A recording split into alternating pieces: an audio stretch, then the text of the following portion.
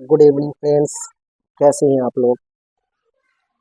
बहुत बहुत स्वागत है हमारे यूट्यूब चैनल में। सभी न्यू शिक्षकों का बहुत बहुत स्वागत है एक बार फिर से आज के सक्षमता परीक्षा के इस सेशन में, जो हमारा सामान्य अध्ययन का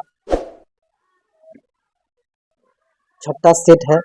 इसमें हम लोग 40 जो है बहुत ही महत्वपूर्ण क्वेश्चन विथ आंसर, उसका विश्लेषण के साथ जो है जो भी हो बीपीएससी टीआरई 1 और टीआरई 2 के अकॉर्डिंग है हम लोगों ने इसको बनाया है। तो आप लोग चैनल में बने रहें, वीडियो में बने रहें, और जो पहली बार हमारे चैनल पर आए हैं तो चैनल को सब्सक्राइब कर लीजिए, क्योंकि सक्षमता परीक्षा की पूरी तैयारी हम इस वीडियो के इस चैनल के माध्यम से आप लोगों को कराने वाले हैं। तो दोस्तों एक बार लाइक और शेयर ज़रूर कीजिए। हमारा जो आज का सेशन है बहुत ही इम्पोर्टेंट है, क्योंकि यहाँ हम लोग 40 जो है बहुत ही महत्वपूर्ण सवाल का उत्तर डिफिनीशन के साथ करने वाले हैं। तो हमारा जो पहला आज का क्वेश्चन है जो है कि वो है कि लोकसभा का सचिवालय सीधे नियंत्रित होता है। तो वो लोकसभा का जो सचिवालय है वो किससे नियंत्रित होता है। हमारे पास ऑप्शन है यहाँ पे कि केंद्रीय गृह मंत्रालय द्वारा, या संसदीय मामलों के मंत्रालय द्वारा, या लोकसभा के अध्यक्ष द्वारा, या प्रधानमंत्री के द्वारा। तो इसका जो आपको सही उत्तर होगा वो होगा सी, यानी कि लोकसभा के अध्यक्ष द्वारा जो है वो लोकसभा का सचिवालय नियंत्रित होता है। हम यहाँ टिक लगा देते हैं। दोस्तों आज का सेशन बहुत ही इम्पोर्टेंट है, तो अपने नियोजित शिक्षक साथी जो भी है जहाँ भी उनको शेयर जरूर कीजिए। हमारा अगला क्वेश्चन है कि संविधान के किस अनुच्छेद में ने राष्ट्रपति को सरकार से सूचना प्राप्त करने का अधिकार प्रदान किया। यहाँ पे अनुच्छेद यानी कि संविधान से सवाल लिया गया है। तो हमारे पास जो ऑप्शन है वो है अनुच्छेद 78 बी, अनुच्छेद 75(2) और अनुच्छेद 78 ए, इसी तरह है अनुच्छेद 75 ए।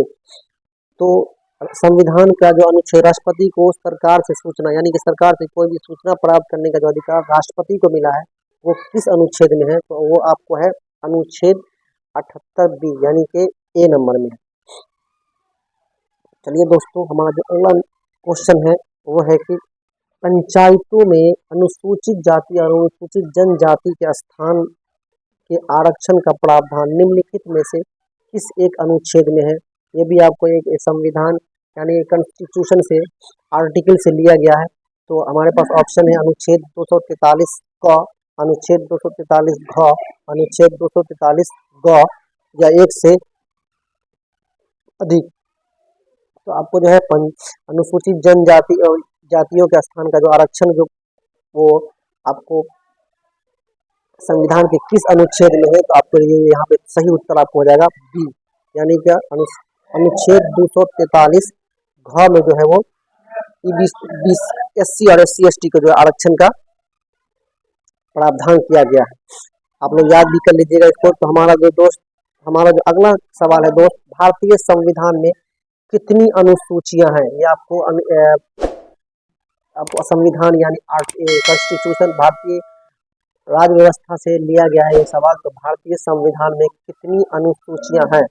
तो हमारे पास ऑप्शन है 8, 10, 12 या 15। तो आपका इसका सही उत्तर जो है भारतीय संविधान में टोटल जो आपको 12 अनुसूचियां हैं। कुल कितनी सूचियां हैं। तो भारतीय संविधान में 12 अनुसूचियां हैं, और मूल संविधान में जो है वो 8 अनुसूचियां हैं। आपको अगर मूल संविधान पूछ ले तो उसमें 8 अनुसूची होगी। बढ़ते हैं दोस्तों अगले प्रश्न की तरफ, जो कि हमारा है कि निम्नलिखित में से किसने अनुच्छेद 356 को सुरक्षा कपाट कहा है। हमारे पास यहाँ ऑप्शन दिया हुआ है कि किसने 356 जो है अनुच्छेद उसको सुरक्षा का कपाट कहा है। तो हमारा है ए में है राजेंद्र प्रसाद, बी में है भीमराव अंबेडकर, सी में है जवाहरलाल नेहरू और डी में है राजा गोपालचारी। तो हमारा जो है इसका सही उत्तर हो जाएगा डॉक्टर भीमराव अंबेडकर ने अनुच्छेद 356 को सुरक्षा का कपाट कहा है। दोस्तों बढ़ते हैं हम लोग अगले प्रश्न की तरफ, जो कि हमारा है एक पंचवर्षीय योजना की सफलता का मुख्य कारण था।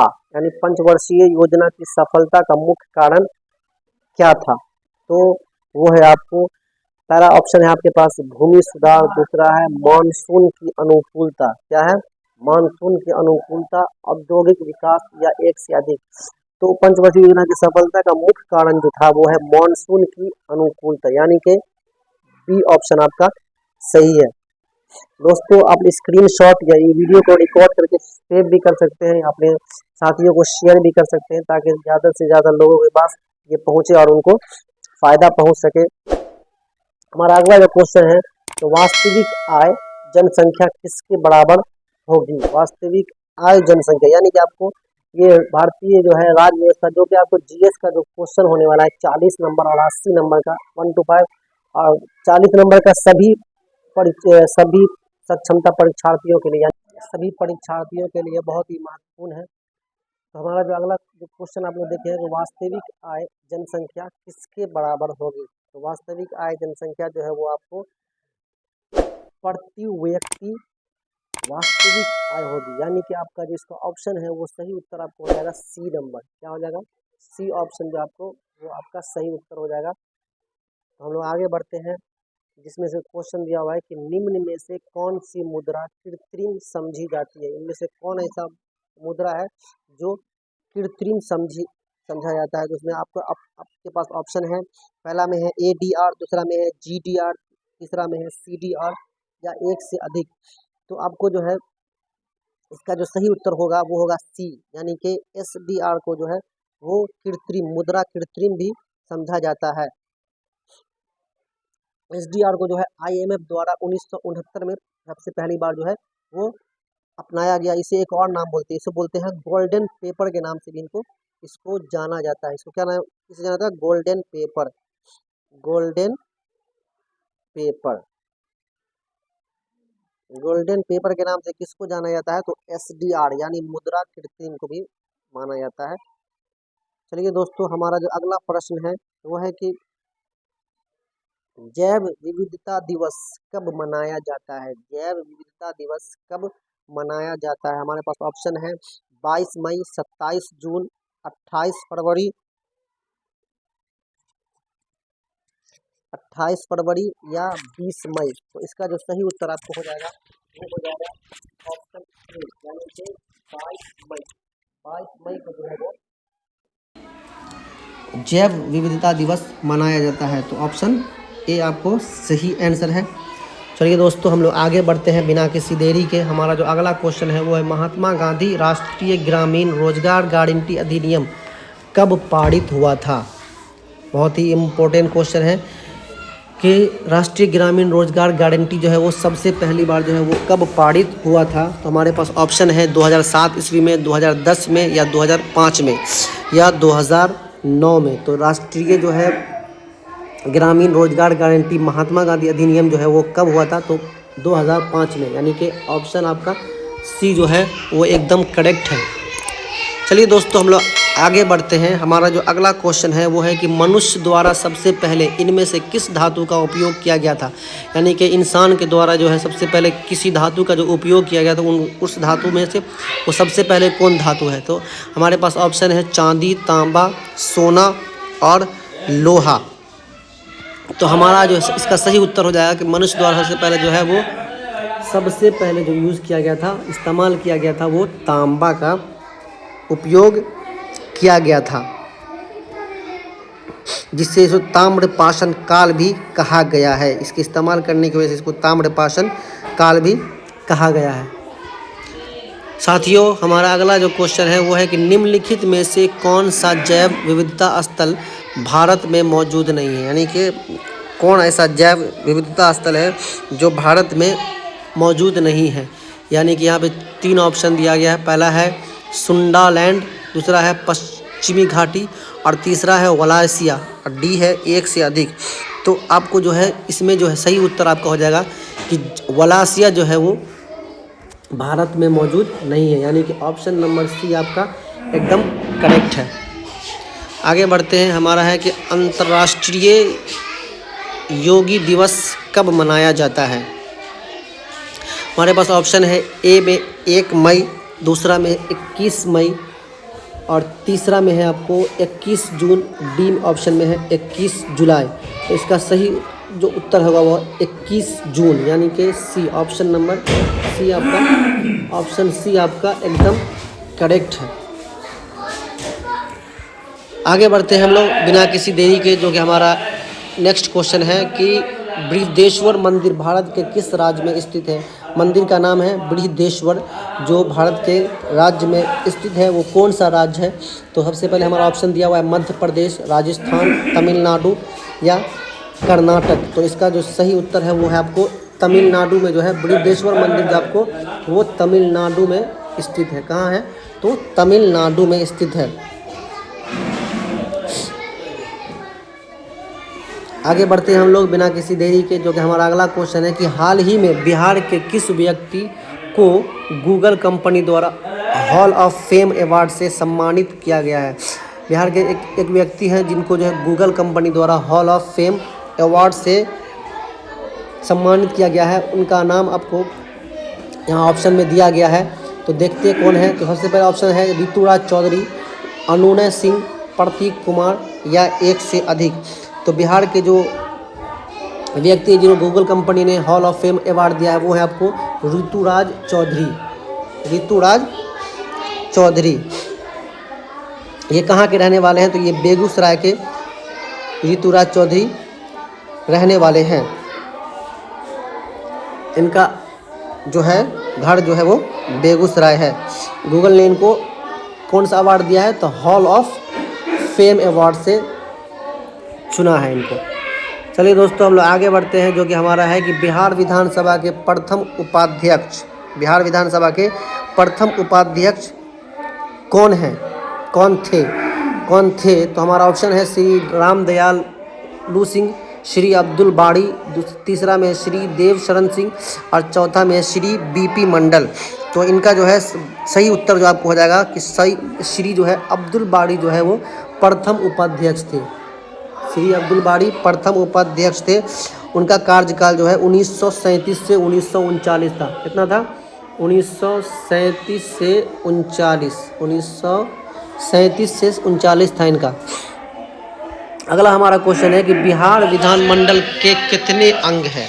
यहाँ अंग पूछ रहा है कि बिहार विधानमंडल के कितने अंग हैं।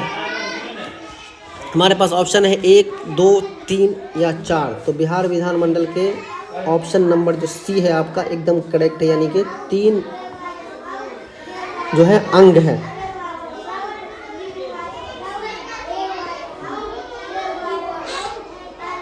दोस्तों हम लोग आगे बढ़ते हैं। हमारा जो अगला क्वेश्चन है वो है कि निम्नलिखित में से किस लोक नृत्य का संबंध असम राज्य से संबंधित है। यानी यहाँ पे नृत्य का नाम दिया गया है, वो असम राज्य से संबंधित है, उसको हमको देखना है। तो हमारे पास ऑप्शन है नट पूजा है, चोंगली है, बिहू है या एक से अधिक है।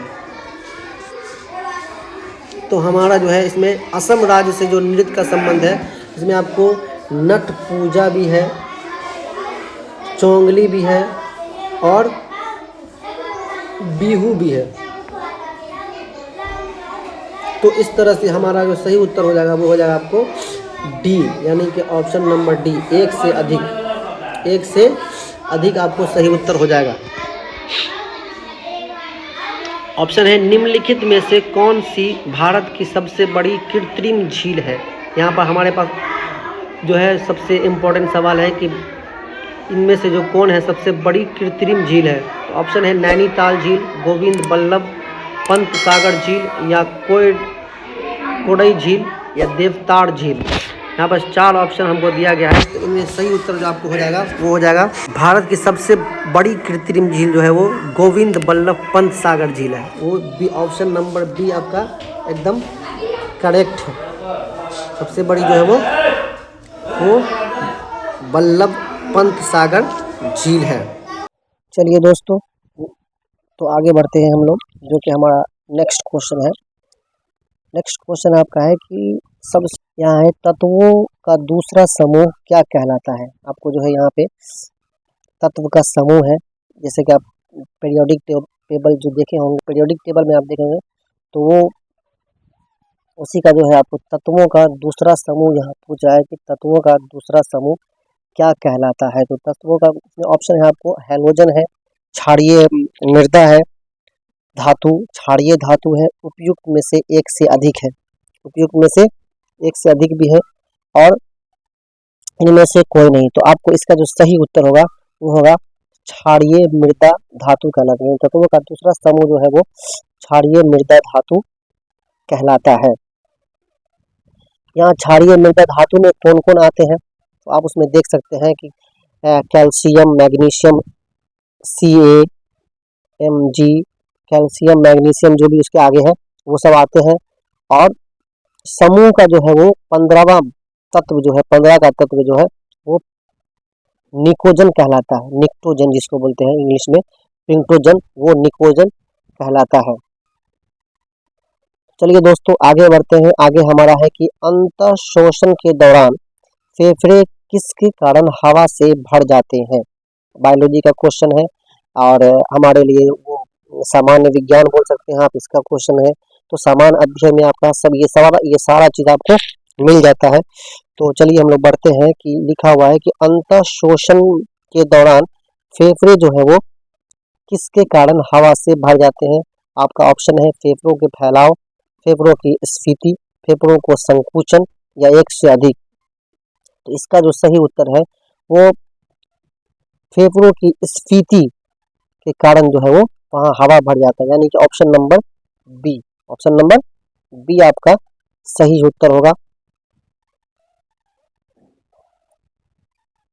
बढ़ते हैं दोस्तों अगले प्रश्न की ओर, जो कि हमारा है कि एक गोलाकार दर्पण जिसकी परावर्तक सतह अंदर की ओर मुड़ी हुई है क्या कहलाती है। ठीक है, एक गोलाकार दर्पण है जिसकी परावर्तक सतह अंदर की तरफ मुड़ी हुई है, वो आपको बताना है। तो यहाँ लिखा हुआ समतलोत्तर दर्पण, उत्तल दर्पण, समतल दर्पण। जबकि एक गोलाकार दर्पण जिसकी परावर्तक सतह अंदर की ओर मुड़ी हो उसे हम लोग अवतल दर्पण कहते हैं, उसे हम लोग अवतल दर्पण कहते हैं। जब अवतल दर्पण, तो अवतल दर्पण यहाँ पे हमको लगता है कोई भी नहीं है। तो इसका सही उत्तर आपको हो जाएगा इनमें से कोई नहीं, यानी कि ऑप्शन नंबर ई। आगे बढ़ते हैं हम लोग। शब्द परमाणु को किसने खोजा है। यहाँ साइंटिस्ट का नाम पूछ रहा है कि परमाणु शब्द को किसने खोजा है। तो हमारे पास ऑप्शन है डेमोक्रेट्स, कनाड, डाल्टन, या एक से अधिक। तो शब्द जो परमाणु है उसको डेमोक्रेट्स ने खोजा है। तो डेमोक्रेट्स हमारा ऑप्शन नंबर ए में है, डेमोक्रेट्स। और अणु जो है वो कैसे बनते हैं, तो अणु परमाणु के मिलने से ही बनते हैं। अणु जो है वो परमाणु के मिलने से बनते हैं। बढ़ते हैं हम लोग अगले प्रश्न की ओर, जो कि हमारा है कि निम्नलिखित में से गलत कथन की पहचान कीजिए। यहाँ हमारे पास 4 कथन दिए हुए हैं, उन चारों कथन, 3 कथन दिए हुए हैं, 3 कथन में से गलत आपको चुनना है, यानी कि गलत इनमें से कौन है। तो हम लोग पढ़ते हैं ऑप्शन को। पहला हमारा है कि एक स्वतंत्र रूप से लटका हुआ छड़ चुंबक उत्तर दक्षिण दिशा में इंगित करता है। आगे है कई क्षेत्र रेखाएं चुंबकीय क्षेत्र के अंदर किसी दिए गए बिंदु पर प्रतिच्छेद करती है। तीसरा है कि किसी छड़ चुंबक के बाहर चुंबकीय क्षेत्र रेखाओं की दिशा उत्तरी ध्रुव की ओर होती है। और डी में है एक से अधिक। तो इसका जो सही उत्तर होगा वो है कि किसी भी क्षेत्र रेखा, चुंबकीय क्षेत्र जो है वो आपको बिंदु पर प्रतिच्छेद करती है, यानी कि आपको ऑप्शन नंबर जो बी है वो आपका ऑप्शन नंबर बी एकदम करेक्ट है। बढ़ते हैं दोस्तों हम लोग अगले प्रश्न की तो और। चैनल पर पहली बार आए हैं तो सब्सक्राइब कर दीजिएगा और अपने नियोजित शिक्षक जितने भी हैं उनको शेयर जरूर कीजिएगा, ताकि कम समय में ज़्यादा से ज़्यादा तैयारी हो सके। हम यहाँ आपके लिए जो ये मटेरियल बना के ला रहे हैं वो पूर्णतः बीपीएससी सक्षमता परीक्षा का जो गाइडलाइन है उसके अनुसार बनाया गया ये वीडियो, और उस पर जो है आपको एमसीक्यू बना के लाते हैं। तो अपने शिक्षक साथी जितने भी हैं आपको अपने जान पहचान उन सबको शेयर कीजिएगा, ताकि सभी को इसका फायदा उठा सकें क्वेश्चन का। तो बढ़ते हम लोग अगले प्रश्न के। निम्न में से क्या वाष्पीकरण के बारे में सत्य है। निम्न में से क्या वाष्पीकरण के बारे में सत्य है। तो वाष्पीकरण के बारे में सत्य है, हमारे पास ऑप्शन है केवल गर्मियों में घटित होता है, या ठोस और तरल पदार्थ में घटित होता है, यह एक सतही परिघटना है, ठीक है। और उपयुक्त में से एक से अधिक। तो वाष्पीकरण के बारे में जो सत्य है कि यह एक सतही परिघटना है। वाष्पीकरण की दर जो है वो द्रव के पृष्ठीय क्षेत्रफल के समानुपाती होता है, इसलिए यह सतही परिघटना है। तो आपका जो ऑप्शन नंबर है वो सी जो है वो एकदम सही है। ताप जो है जिसे पृष्ठीय ताप का पृष्ठीय क्षेत्रफल तथा हवा की गति जो है आपको बढ़ने पर वाष्पीकरण की भी दर बढ़ जाती है, इसलिए जो है ये एक सतही परिघटना है। बढ़ते हैं हम लोग अगले प्रश्न की ओर, जो कि हमारा है कि निम्नलिखित में से कौन सा मिश्रण अलग अलग कीपो फनल द्वारा अलग किया जा सकता है। यहाँ हमारे पास दिया हुआ है कि मिश्रण है कुछ सॉल्यूशन जिसको बोलते हैं वो है, उसको हम लोग कीप से कैसे अलग कर सकते हैं। तो निम्न में से कौन सा मिश्रण जो है अलग हो जाएगा। तो हमारे पास ऑप्शन है तेल और पानी है, ठीक है। अल्कोहल में आयोडीन है, अल्कोहल और पानी है, और उपयुक्त में से एक से अधिक है। तो हम लोग देख रहे हैं कि तेल और पानी को हम लोग कीप से अगर करेंगे तो निकल जाएगा, जबकि अल्कोहल में आयोडीन पूरी तरह से घुलनशील हो जाता है, उसी तरह अल्कोहल और पानी भी पूरी तरह से घुलनशील हो जाता है। तो इस तरह से हमारा जो सही उत्तर होगा वो होगा ए, यानी कि तेल और पानी को हम लोग कीप से अलग कर सकते हैं। बढ़ते हैं हम लोग नेक्स्ट क्वेश्चन की तरफ, जो कि हमारा है कि निम्न में से कौन एक थर्मोप्लास्टिक पॉलीमर नहीं है। यहाँ दिया हुआ है कि थर्मोप्लास्टिक पॉलीमर है नहीं है। तो हम लोग हमारे पास ऑप्शन है टेफ्लॉन, पॉलीविनाइल क्लोराइड जिसको हम लोग पीवीसी भी बोलते हैं, तीसरा है पॉलीस्टीरीन।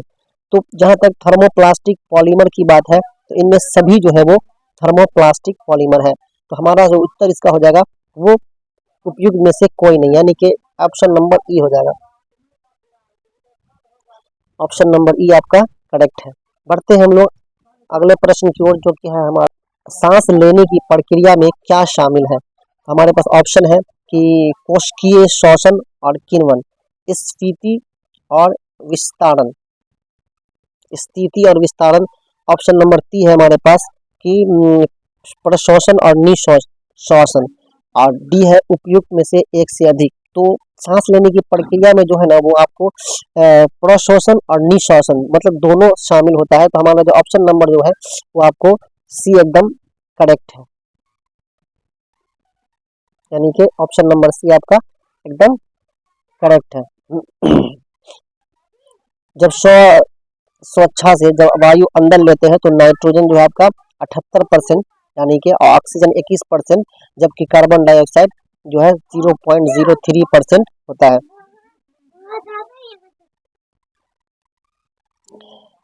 बढ़ते हैं दोस्तों हम लोग अगले प्रश्न की ओर, जो कि है हमारा निम्नलिखित में से किसके द्वारा हमेशा आभासी सीधा छोटा प्रतिबिंब निर्मित होता है। हमारे पास यहाँ ऑप्शन दिया हुआ है कि हमेशा जो है आभासी यानी काल्पनिक और सीधा और छोटा मतलब प्रतिबिंब बनता है। और ए में है उत्तल दर्पण, बी में है समतल दर्पण और सी में है अवतल लेंस। तो हमारा है यहाँ तीन जो है ऑप्शन दिया हुआ है, उसी में से ए बी सी डी दिया हुआ है कि ए में केवल ए, बी में केवल बी और जो है सी में है ए बी सी। तो जहाँ तक हम देखते हैं कि आभासी और सीधा प्रतिबिंब जो है आपको उत्तल दर्पण में बनता है, और वही सेम चीज अवतल लेंस में बनता है। तो उत्तल दर्पण और अवतल लेंस दो ऑप्शन हमारे पास हो गया, तो ऑप्शन ए भी सही हो गया। और ऑप्शन दोस्तों यहाँ जो है ऑप्शन नंबर जो सी है आपका ए और बी, तो इसमें जो है ए और बी की जगह पर ए और सी लिखना चाहिए, जो कि मिस प्रिंट हो गया है, तो इसको हम लोग सी कर देते हैं। तो इस तरह से ए केवल ए वो भी सही है और ए और सी वो भी सही है। तो इस तरह से हमारा जो इसका सही उत्तर हो जाएगा वो हो जाएगा डी, यानी कि केवल ए और सी, ए और सी दो ऑप्शन सही है। तो इस तरह से हमारा ऑप्शन जो है ऑप्शन डी जो है वो वो एकदम करेक्ट आंसर है। बढ़ते हैं दोस्तों हम लोग अगले प्रश्न की ओर, जो कि है हमारा कि निम्न में से किस मामले में किसी व्यक्ति के पास अधिकतम स्थितिज ऊर्जा होगी। तो निम्न में से यहाँ पर दिया हुआ है कि सबसे जो है ठहरने की जो ऊर्जा होगी वो किस पे होगी। तो मेज पर बैठे हुए आदमी पे, छत पर बैठे हुए आदमी पर हुए, कुर्सी पर बैठे हुए। तो जैसे कि हम लोग देख रहे हैं कि स्थिति ऊर्जा जो है वो कैसे होती है। तो जैसे हम लोग बैठे हुए हैं तो सबसे मतलब कि स्थिति रुकी हुई ऊर्जा जिसको बोलते हैं स्थित ऊर्जा। तो छत पर जो बैठे हुए आदमी है ना, उसकी जो है ना, व्यक्ति के पास सबसे अधिकतम ऊर्जा होगी कि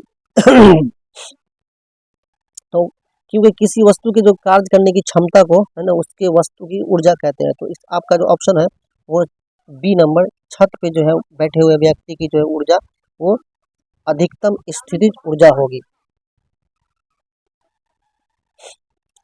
बढ़ते हैं हम लोग अगले प्रश्न की ओर, जो कि है मेरा कि निम्नलिखित में से कौन सा शरीर कोशिकाओं की दो परतों से बना हुआ है। यहाँ दिया हुआ है कि निम्न कौन सा शरीर है जो कोशिका की दो परत से बना हुआ है। तो हमारे पास ऑप्शन है लीवर फलक और टेप वार्म हाइड्रा। तो इसका जो सही उत्तर होगा दोस्तों वो होगा सी, यानी कि हाइड्रा। हाइड्रा ऐसा है जो दो परत से बना हुआ है। हाइड्रा जो है सिलेंट्रा और संघ के जीव है। तो इसका सही उत्तर आपको हो जाएगा ऑप्शन नंबर सी।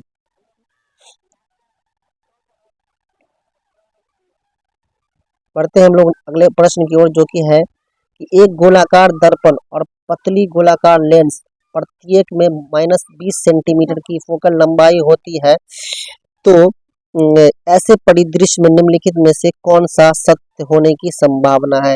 यानी लेंस है पतला है, पतली गोलाकार लेंस है और उसका जो 20 सेंटीमीटर की फोकल लंबाई है।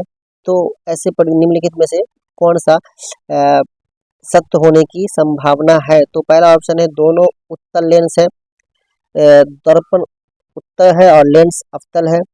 सी ऑप्शन में है कि दोनों अवतल है। तो जैसे कि हम लोग जानते हैं कि गोलाकार दर्पण और पतली गोलाकार प्रत्येक लेंस 20 सेंटीमीटर की फोकल लंबाई होती है। ऐसे परिदृश्य में जो है आपको वो सी जो यानी कि अवतल, दोनों अवतल दर्पण अवतल लेंस दोनों हो सकते हैं। तो दोनों अवतल ही है। हमारा जो ऑप्शन होगा वो आपको सी हो जाएगा, दोनों अवतल है। क्योंकि अवतल लेंस और अवतल दर्पण दोनों की फोकस दूरी ऋणात्मक होती है, इसलिए जो है वो आपको -20 सेंटीमीटर फोकल लंबाई है। बढ़ते हैं दोस्तों हम लोग अगले प्रश्न की ओर, जो कि है कि प्याज में निम्नलिखित में से किसमें खाद्य जमा होता है। यानी प्याज में यहाँ दिया हुआ है ऑप्शन कि खाद्य जमा कहाँ होता है। तो सबसे यहाँ जो है आपको ऑप्शन दिया हुआ है वायवी तना, मूल यानी कि जड़ या शल्क पत्र, और डी में है उपयुक्त में से एक से अधिक। तो हमारा जो इसका सही उत्तर होगा दोस्तों वो होगा शल्क पत्र, यानी कि प्याज के शल्क पत्र में जो है वो खाद जमा होता है। तो इस पे हम लोग ऑप्शन नंबर सी पे टिक लगाएंगे। दोस्तों पहली बार आए चैनल पे तो सब्सक्राइब कर दीजिए और वीडियो को अपने नियोजित शिक्षक साथियों के पास ज़रूर शेयर कीजिए। हमारी शुभकामनाएं सभी नियोजित शिक्षक को है कि वो अच्छे नंबर से सक्षमता परीक्षा में पास करें। प्याज में जो गंध आती है वो किससे आती है, तो वो आपको यहाँ पर एक नया चीज़ यहाँ बता सकते हैं कि प्याज में जो गंध आती है वो आपको सल्फर के कारण आती है। बढ़ते हैं दोस्तों हम लोग अगले प्रश्न की ओर, जो कि है गर्मी सीधे किससे संदर्भित नहीं होते हैं। मतलब गर्मी जो है वो सीधे किससे संदर्भित नहीं होते हैं। तो हमारे पास ऑप्शन है थर्मल ऊर्जा का मापन, अणुओं की गति और विद्युत चुंबकीय तरंग के माध्यम से स्थानांतरण। तो गर्मी जो है सीधे संदर्भित जो है वो थर्मल ऊर्जा के मापन से नहीं होती है। तो हमारा ऑप्शन नंबर ए जो है वो सही है, करेक्ट है। बढ़ते हैं हम लोग दोस्तों अगले ऑप्शन की ओर, अगले क्वेश्चन की ओर, जो कि है कि ब्लीचिंग पाउडर का आणविक सूत्र क्या है। हमारे पास यहाँ सूत्र दिया हुआ है कि ब्लीचिंग पाउडर का आणविक सूत्र क्या है। तो ऑप्शन नंबर ए में है CaOCl2, बी है CaCl2 और सी जो है आपको CaO है। तो इसका जो ब्लीचिंग पाउडर का जो आणविक सूत्र होता है वो CaOCl2, यानी कि ऑप्शन नंबर ए जो है आपको करेक्ट है। वो जब बुझे हुए चूना पर क्लोरीन गैस को प्रवाहित करते हैं तो आपका ब्लीचिंग पाउडर निर्माण हो जाता है। इसका आपको रिएक्शन भी देख सकते हैं। CaOH2 को हम लोग Cl2 से जब रिएक्शन करवाएंगे तो आपको CaCl2 और वाटर बन के निकल जाएगा। हम लोग इसका जो है ब्लीचिंग पाउडर का उपयोग कहाँ करते हैं, तो वो कपड़ों को ब्लीच करने में हम लोग करते हैं, या क्या बोलते हैं उसको, जो धोबी लोग होते हैं वो इसका उपयोग करते हैं फिर या तो लकड़ी को ब्लीच करने में इसका उपयोग होता है। और यहाँ पे हम लोग थोड़ी जानकारी आप लोग को बता देते हैं कि बुझा हुआ चूना जो है जिसको CaOH2 बोलते हैं, और कॉस्टिक सोडा को यानी कि NaOH सोडियम हाइड्रोक्साइड भी बोलते हैं। फिर धोने वाला सोडा को Na2CO3 बोलते हैं इंटू 10H2O।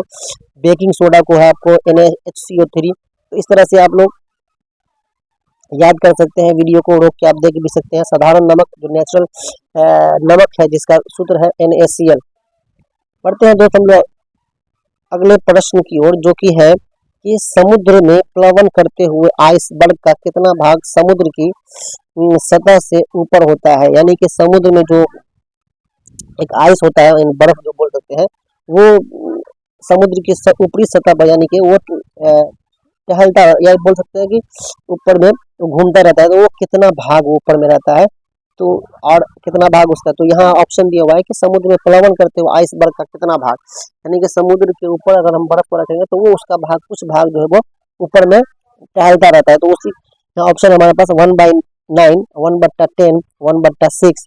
तो इसका जो सही उत्तर आपको हो जाएगा वो हो जाएगा बी, यानी कि 1/10 भाग जो है वो समुद्र के ऊपर तैरता रहता है। बढ़ते हैं हम लोग अगले क्वेश्चन की ओर, जो कि है कि निम्नलिखित में से जैव शैल कौन सा है।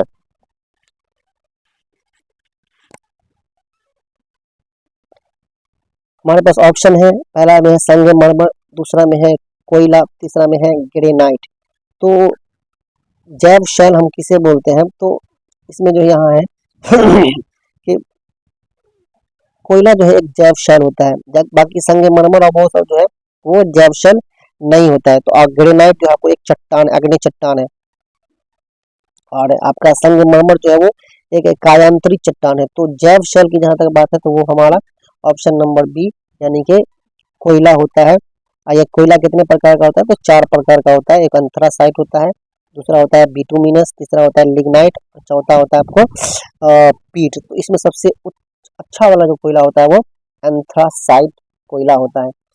बढ़ते हैं दोस्तों हम लोग अगले प्रश्न की ओर, जो कि है कि चलती गाड़ी में बैठे आदमी की ऊर्जा क्या होगी। यानी कि जब गाड़ी में आदमी बैठे हुए हैं तो उसकी ऊर्जा क्या होगी, गतिज होगी, स्थिर होगी, गतिज एवं स्थिर दोनों होगी, तो इस एक से अधिक होगी। तो चलती गाड़ी में जो है वो वस्तु की, जो आदमी की जो ऊर्जा है वो गतिज एवं स्थितिज दोनों होगी। करते हैं हम लोग अगले प्रश्न की ओर, जो कि है पौधा कोशिका का पावर हाउस किसे कहा जाता है। पौधा कोशिका का पावर हाउस किसे कहा जाता है। तो हमारे पास ऑप्शन है इसका कि लाइसोसोम, सेंट्रोसोम, राइबोसोम, या उपयुक्त में से एक से अधिक। तो पौधा कोशिका का पावर हाउस आपको माइटोकॉन्ड्रिया को कहा जाता है। किसको कहा जाता है, माइटोकॉन्ड्रिया।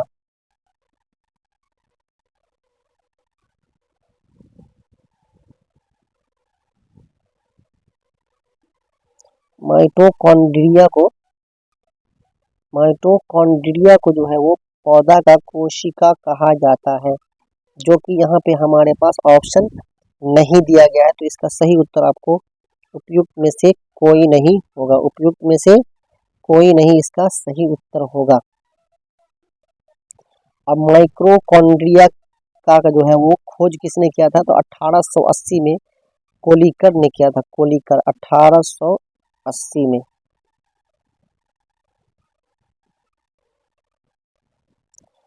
पढ़ते हैं दोस्तों हम लोग अपने अगले प्रश्न की ओर, जो कि आज के सेशन का अंतिम प्रश्न होगा, जो कि है कि वर्षा की बूंद की गोलाकार आकृति का कारण क्या है। यानी कि वर्षा की बूंद जब गिरती है तो वो गोल होके गिरती है, तो उसके गोल होने का कारण आपको पूछ रहा है, जो कि हमारे पास ऑप्शन है द्रव का अपेक्षित घनत्व, दूसरा है गुरुत्व, और सी में है वायुमंडलीय दाब, और डी में है एक से अधिक। तो वर्षा की बूंद की गोलाकार आकृति का कारण है पृष्ठ तनाव, जो कि हमारे पास ऑप्शन में नहीं दिया गया है। तो इसका सही उत्तर हो जाएगा पृष्ठ तनाव।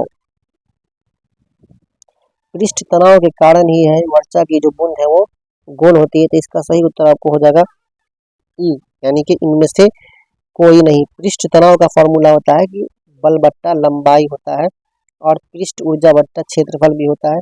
तो इस तरह से हमारा जिसका सही उत्तर हो जाएगा वो हो जाएगा पृष्ठ तनाव, जो कि हमारे पास ऑप्शन में नहीं दिया गया है।